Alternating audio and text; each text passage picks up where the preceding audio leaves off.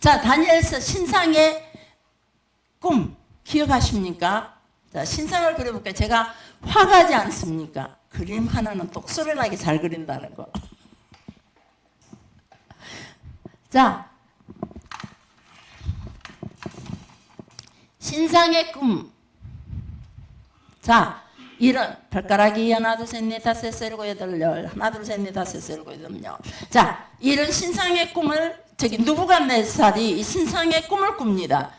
꿈을 꿨더니 최고의 나중에 다니엘이 그 꿈을 해석하죠. 머리는 누구요? 머리는 금으로 생겼고 가슴과 두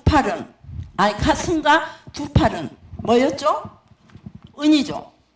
은이었고 그리고 한쪽 발은 짧았고 한쪽 발은 길었다라고 했습니다. 이 한쪽 발이 짧고 긴 것은 누구를 말하느냐? 메대와 바사입니다. 바사 나라는 좀 크고 메대 나라는 작아요. 그래서 이 메대와 바사가 사위와 장인의 나라예요. 그래서 이 메대와 바사가 하나로 연합해서 나오는 것이 바사라는 이름으로 나옵니다. 성경에 나중에 구약 성경에 처음에 메대는 나오지만은 나중에 바사라는 이름으로 나옵니다. 자, 이 두 팔과 가슴은 은이고 그 다음에 여기는 배와 두 발은 동이고 맞나요? 놋. 네, 그러죠. 놋. 그 다음에 두 다리는 동입니다.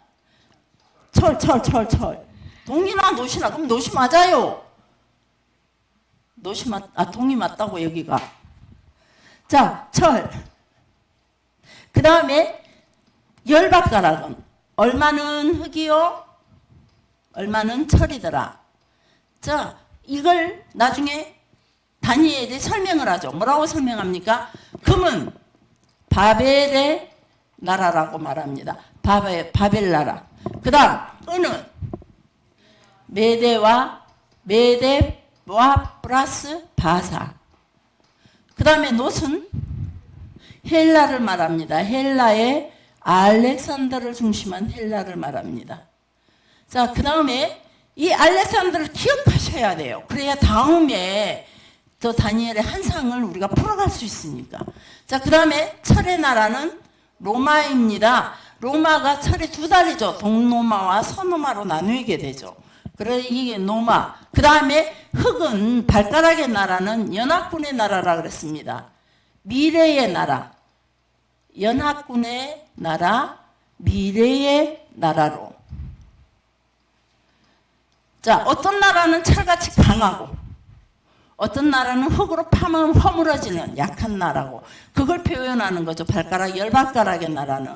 이 나라, 이 환상이 보였는데 어느 순간에 돌 하나 뜨인 돌이 뜨더니 이걸 다리를 쳤더니 이 전체가 와그르르 무너졌다. 그러니까 뜨인 돌 하나가 하늘에서 뜨인 돌 하나가 뜨이더니 세계의 역사가 제국을 중심으로 해서 흘러가던 세계의 역사가 와르르 무너졌다 이 말이에요. 자, 그런 것 정도는 여러분에게 얘기해서 그 다음에 보여지는 또 환상이 뭐였습니까? 7장에 보면 네 짐승이 나옵니다. 7장에 네 짐승. 자, 7장에 네 짐승이 나오는데 첫째는 사자가 나옵니다. 뭐 잊어버렸겠죠, 여러분들은. 저도 종종 잊어요. 곰이 나오고 표범이 나옵니다. 그 다음에 곰이 나오고 표범이 나오고 그 다음에요. 그거는 머리 네 가진 무섭고 큰 짐승입니다. 무섭고 큰 짐승.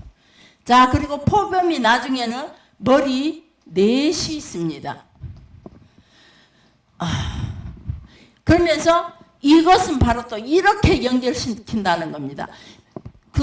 이 나라의 성격을 말해주고 있습니다. 성격. 세계 역사의 성격. 제국의 성격이라고 말할 수 있죠. 이거는 제국의 성격을 말해주고 있어요. 바벨이라는 나라는 사자같이 용맹스러운 나라라는 거죠. 사자 같은 스타일로 정복하면서 나가는 나라라는 거예요. 그 다음에 곰은 메대와 바사 나라를 말해주고 있는데 곰의 한성도 기가 막혀요. 곰이 한쪽 다리는 들고 한쪽 다리는 짝더라라고 표현해주고 있어요. 그것은 무슨 말이냐면 역시 메대와 바사, 팔이 적고 작고 이것을 동시에 하나님께서 정확하게 이 나라가 어떤 나라를 의미한다라고 보여주시는 거예요. 다니엘의 환상으로 통해서 미래에 있을 그 나라를 보여주신 거죠. 그래서 곰이 한쪽 다리는 작고 한쪽 발은 길고 이 곰은 미련함을 상징해요. 그래서 바사라는 메대와 바사가 인의 전술을 사용해서 전쟁을 했다는 거죠. 그래서 가장 미련하게 전쟁했던 나라라고 말해주고 있어요. 그 다음에 노세 나라, 헬라의 나라를 말해주고 있는데 바로 알렉산더를 말해주고 있다는 거예요. 자, 알렉산더를 말해주고 있는데 그 다음에 이 알렉산더를 뭘로 보면 표범으로 말합니다. 이 표범이 날개가 4시가 있다 그랬어요. 날개가 4.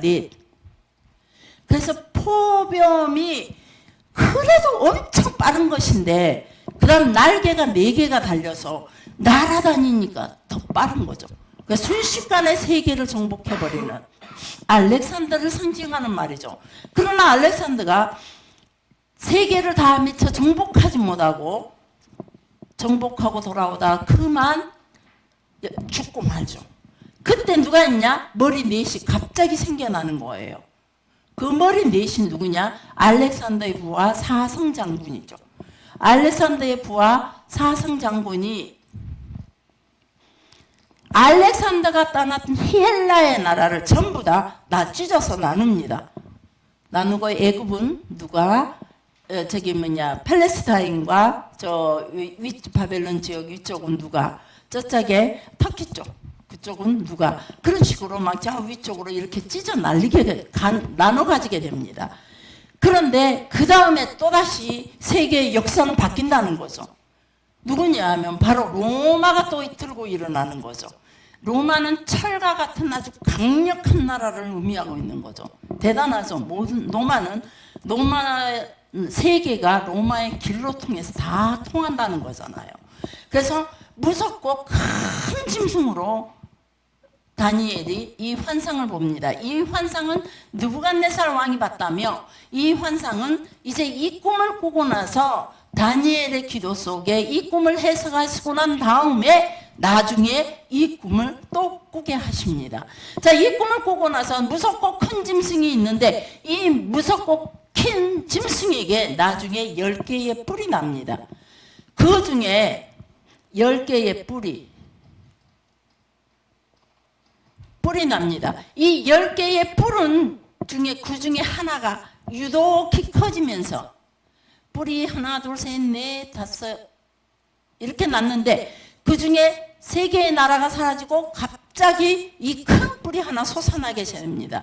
이것을 많은 분들이 어떤 분들은 뭐 적그리스도라고 표현하기도 하고 어쩌면 유독히 세계적으로 드러나는 뿔이 누구일까? 라고 하면 뭐 우리가 지금 세계 정세로 보면 뭐 어느 나라라고도 짐작할 수 있겠지만은 어찌됐건 이런 시간이 옵니다. 이게 바로 연합군의 나라 대 한 뿔이 주체가 되는 연합군의 나라. 마지막 시대의 나라를 말해주고 있죠. 자, 그 다음에 또 한 가지가 있습니다. 여기에 맞추어서 나오는 것이 8장에 보면 또다시 다니엘이 환상을 봅니다. 그 환상을 보는데 누가 나오냐? 두 뿔 수양이 나옵니다. 자, 두 뿔 수양. 두 뿔 수양이 한 뿔은 길고 한 뿔은 짧습니다. 수양이 나오는데 제가 수양도 겁나 잘 그려요. 뿔이 이렇게 길고 하나는 짧습니다. 그리고 이 수양이 나타나더니 갑자기 사자의 나라를 싹 막 밀어서 제쳐버리고 갑자기 그래서 이 두 뿔인 지금 메대와 바사 짧고 두 팔이 작고 길고 다리가 작고 길고 그리고 그 나라와 연결돼서 보여주고 있는 겁니다. 그 다음에 그 다음에 갑자기 순념소가 나타납니다. 순념소가 나타나더니 이 뿔을 갑자기 순념소가 나타나니 뿔이 하나가 현저하게 커지면서 이 뿔로 이 나라를 다 밀어서 쓰러뜨려 버립니다. 바로 알렉산더를 말해주고 있어요. 순념소는. 그러면서 그러다가 뿔이 4개가 이 뿔이 어느 순간 사라지고 뿔이 4개가 다시 납니다. 알렉산더의 사성부하라는 거죠. 장군들. 그래서 다니엘이 영거푸 느부갓네살의 환상과 다니엘 자기가 꿨던 환상 첫 번째, 두 번째 이 꿈을 꾸고 다니엘이 고민에 빠졌습니다. 슬픔과 두려움에 빠졌습니다. 세계의 역사가 이런 식으로 제국이 흘러간다며 그 나라 역사 가운데 끼어 있는 우리 지금 유대, 포로로 잡혀와 있는 우리 유대, 우리나라, 하나님의 나라는 어떻게 되겠습니까? 이것 때문에 고민하면서 21일 작정기도를 들어가죠. 그 작정기도 때 작정기도가 끝나고 나서 하나님께서 또다시 환상을 보입니다. 그게 뭐죠? 잊어버렸습니까? 최장로님 70일의 환상입니다.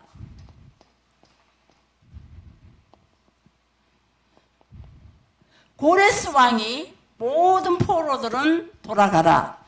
고레스의 칙령이 있고 나서부터 역대하 마지막 장 마지막 절에 보면 고레스가 칙령을 내립니다. 모든 포로는 자기 나라로 돌아가라.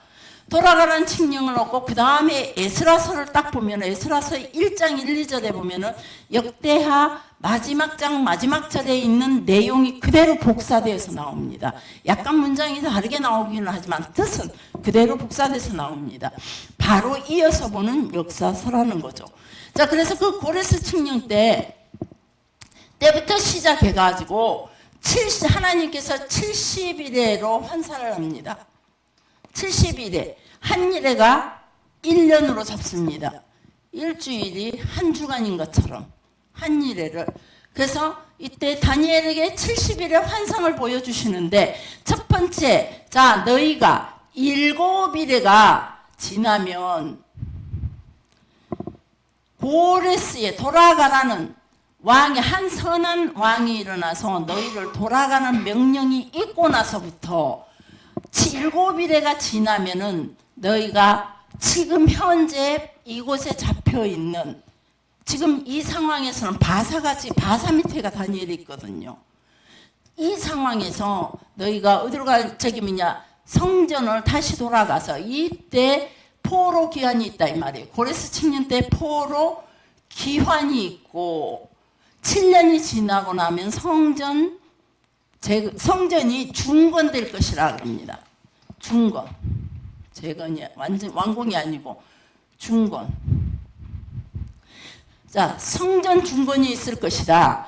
자, 그 다음에, 자, 7일이라 그러면은 몇 년이냐면은, 7이 49년. 49년 만에 성전을 중건하게 될 것이다. 그 다음에 7일회가 지나고 나서 다시 62일회를 계산합니다. 62, 그리고 62일회가 지나면서 62일회가 지나면서 성전이 중건하게 되고 거리에 광장과 거리에 거리가 세워지고 그러면 이제 다시 성전 건축이 완공이 된다고 말합니다. 그러면서 62일회는 몇 년입니까? 62일회가 지나면 300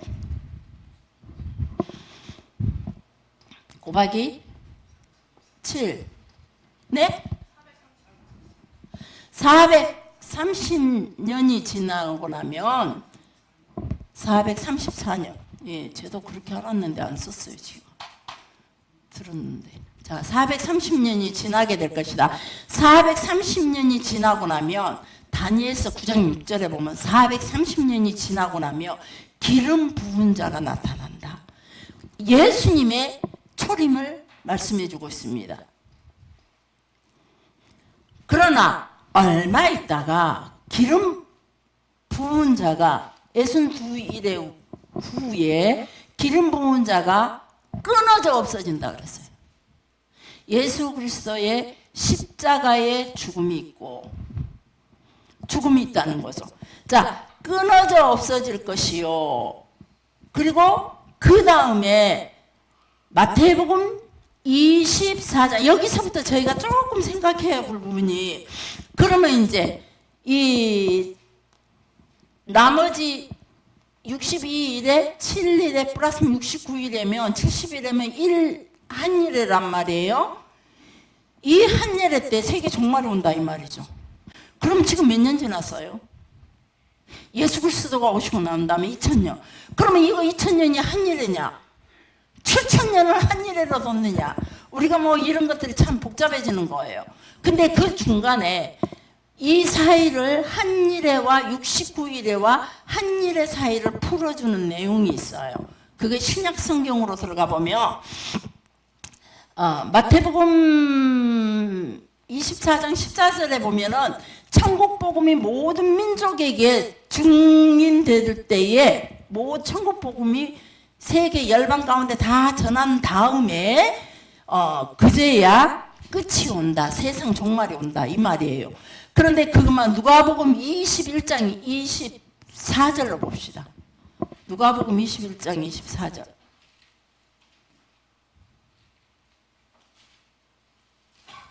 시 24절.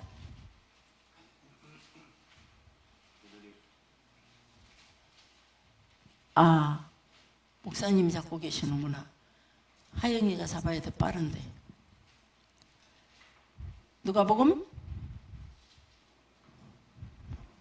자, 이 21장 24절 시작. 그들이 하나님의 죽임을 당하며 모든 이방에 사로잡히고 예루살렘은 이방인의 때까지 이방인들에게 말하리라. 아멘. 여기서 이방인의 때가 나와요.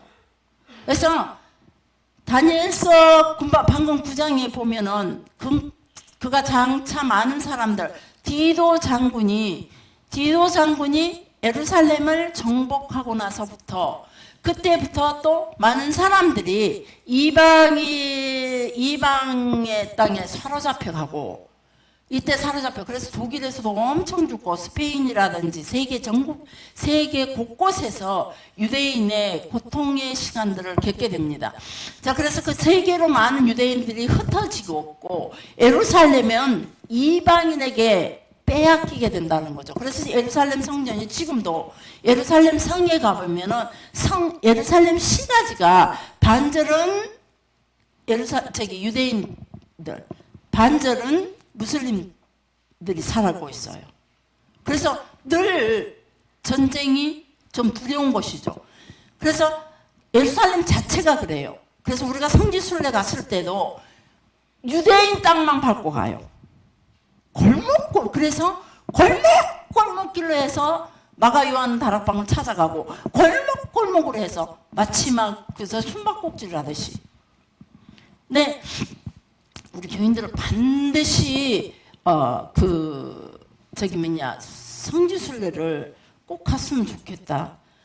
우리는 늙어서 또 가는 게 힘이 들지라도 여러분들만큼은 여러분 꼭 성지순례를 갔으면 좋겠어요. 자, 그래서 이때가 이방인의 때가 있다는 거예요. 이방인의 때가 끝나는 그 시점이 어디냐? 예루살렘 성전이 유대 민족에게 회복되어 돌아가는 날. 그때가 이방인의 때가 끝나는 시점이라는 거예요. 그러면 한일에는 얼마라 그랬죠? 7년이라 그랬어요. 7년 대환란이 예루살렘 이방인의 때가 끝나고 나면 이방인의 때가 바로 온 세계 열방에 복음이 전달되고 예루살렘 성전에서 예루살렘을 정복하고 있던 이방인들이 그 자리를 물러나고 유대인들이 다시 그곳을 차지하게 되는 날까지를 이방인의 때로 보고 있어요. 자, 그리고 이방인의 때가 끝나고 나면 바로 7년 대환란이 들어간다는 거예요. 7년 대환란 중에 저 성경에 보면 전반기 3분의 1은 좀 온건한 핍박기라면은 후반기 3분의 1은 아주 죽음을 각오한 핍박기가 들어갑니다. 자, 이렇다면 여러분들이 아까 여러 가지 천년설을 제가 설명해 드렸는데 어느 천년설인지 계시록의 말씀을 따라서 다니엘서로 통해서 또 보여주는 것을 계시록으로 통해서 완결편처럼 보여주는 그 마지막 시대를 생각해 보라는 겁니다. 그래서 유대의 여러 문헌들에 보면 그러니까 유대의 문헌들이 뭐 탈무드라든지 랍비의 글들 아니면 미시나 막 이런 여러 가지 책들이 있거든요. 이런 책들에 보면 그 종말의 시간을 이렇게 설명하고 있습니다. 이 시대의 정치, 문화, 세계 정세 많은 것들로 우리 그리스도인들을 많은 것들로 통해서 우리 그리스도인들을 뭐랄까 우리가 그런 것들로 인해서 많이 분해하는 시간이 올 거다. 그래서 성경에 그런 것들이 하나님의 시선에 옳지 않기 때문이다 라고 말해가지고 있어요. 종말의 시대가 되면은 정치나 문화, 세계의 정세들 때문에 지금 우리가 많이 분해하고 있죠. 그런데 이 종말의 시대의 징조가 그렇다는 거예요. 그래서 이 시대가 종말의 시대라는 거예요. 세계 정세, 트럼프로 인한 이스라엘, 이 모든 것들로 통해 우리가 지금 분통 터지는 것은 우리예요. 그 외에 다른 열방들도 그러기도 하겠지만 그런 시대가 올 것이다.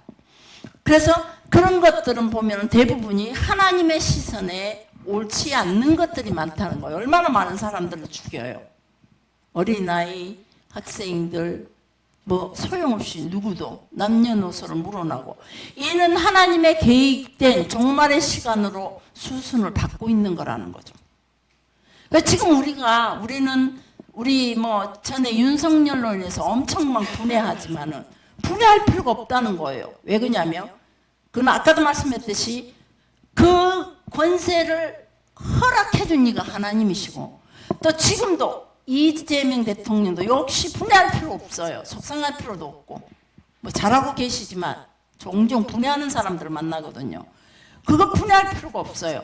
왜? 이 모든 것들은 종말의 수순을 따라 가고 있는 거예요. 그래서 하나님의 계획된 종말의 시간으로 수순을 밟고 있어요. 마치 가룟 유다가 예수를 팔아야만 하는 것처럼 인류의 그 예수를 팔았던 가룟 유다로 통해서 인류의 생명을 주는 계기가 됐어요. 그런 것처럼 이 시대의 정치나 문화, 이 시대에 보여지는 모든 악한 모습들은 마지막 시대로 가고 있는 시간 속에서 당연히 드러나는 모습이라는 거죠.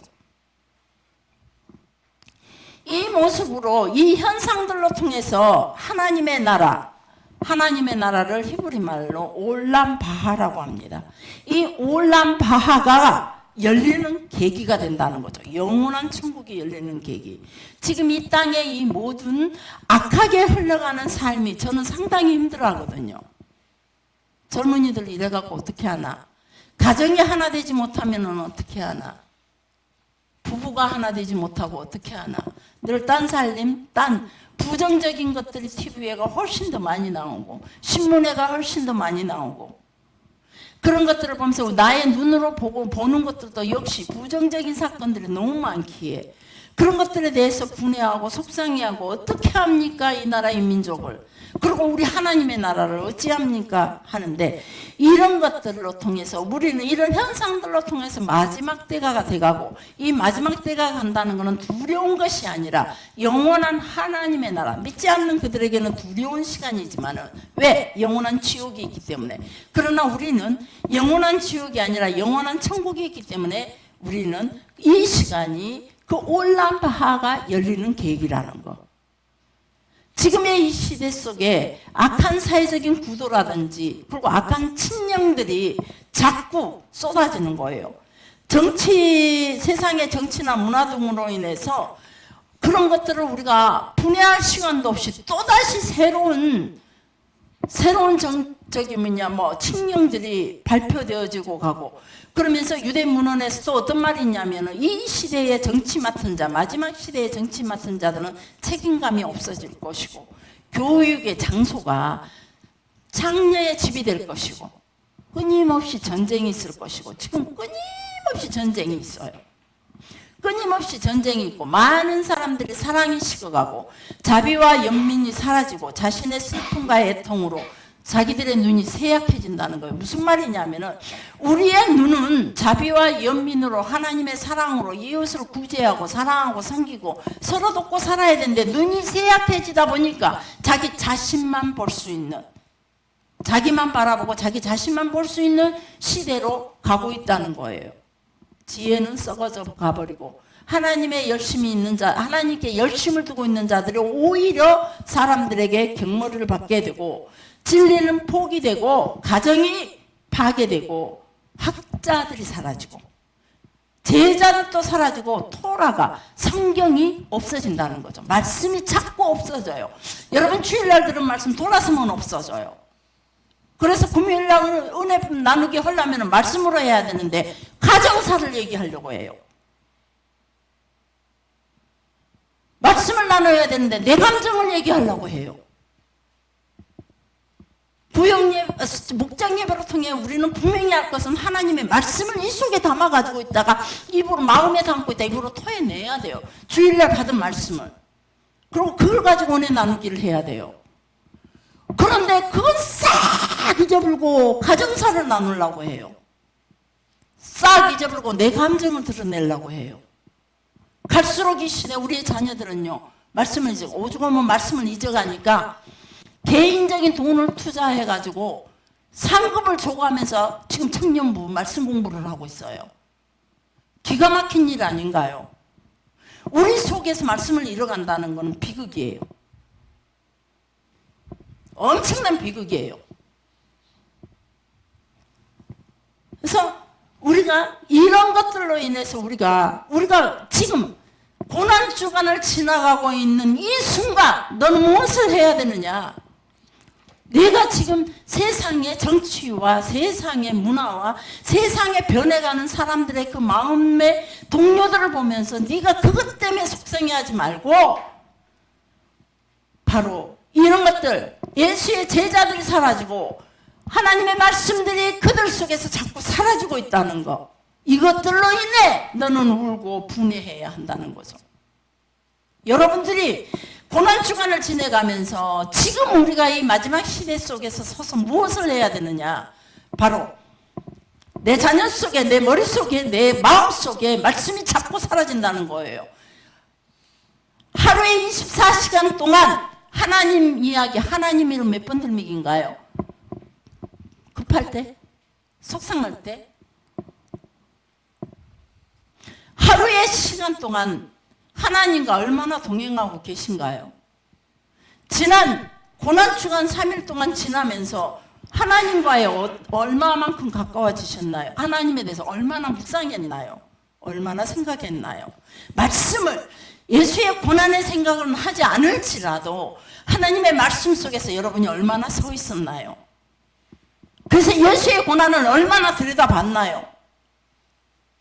우리의 자녀의 지금 현재의 모습을 고난주간을 우리 죄 때문에 돌아가신 그 예수로 인해 나의 자녀들 우리 가정의 모습들 속에서 그 얼마나 우리가 우리의 신앙을 가려낼 수 있는가요?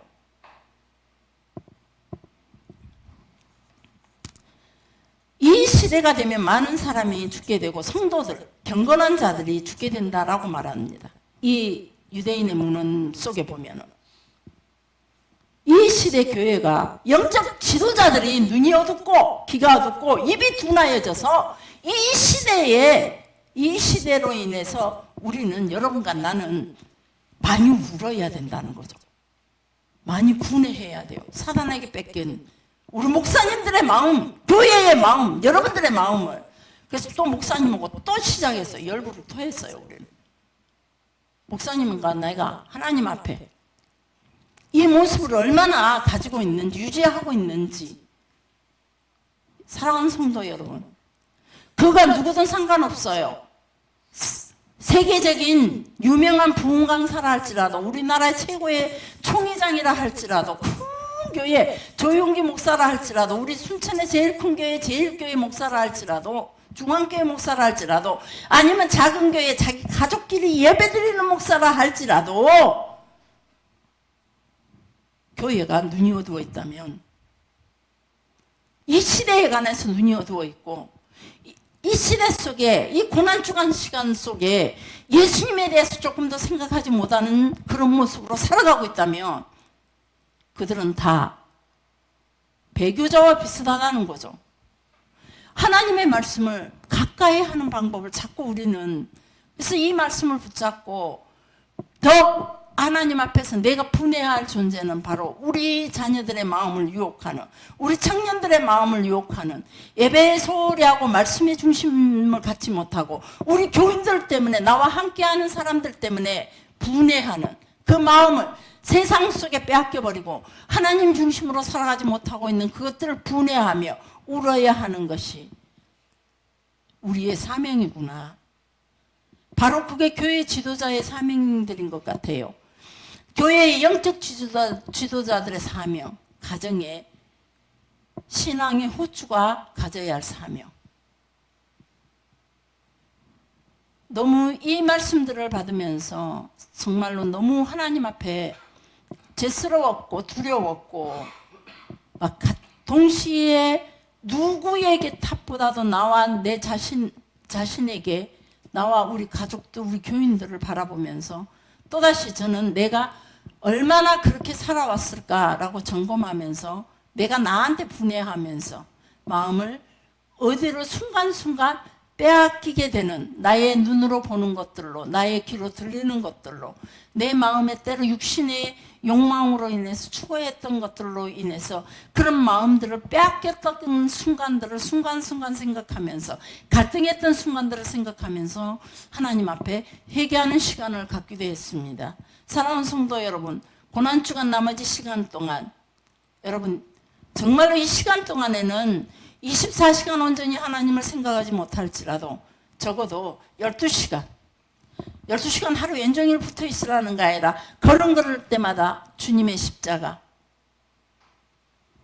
내가 머리를 감으면서도 주님의 십자가 내가 밥을 먹으면서도 주님의 십자가의 이유를 바라보면서 그 이유에 내가 합당하게 들어와 있는지 나와 내 자녀가 합당하게 들어와 있으며 지금 오늘 우리 기도의 내용처럼 강 집사님의 기도의 내용처럼 우리가 그런 자리에 합당하게 들어와 있는지 한번 생각해 보셨으면 좋겠습니다. 생각만 해도 주님 생각하는 거니까 생각만 해도 토라가 하나님의 말씀이 여러분 속에서 여러분을 끌어가는 거니까 생각만 해도 끌어가는 거거든요. 눈으로 한번 봐도 부활의 신앙으로 나아가라. 너희는 강도의 속으로 너희 심령을 강도의 속으로 사단의 강도의 속으로 만들지 말아라. 이런 것들을 생각해가면서 지내는 하루 나머지 시간이 됐으면 좋겠습니다. 다음 시간에는 우리 각자 주기도문으로 마치고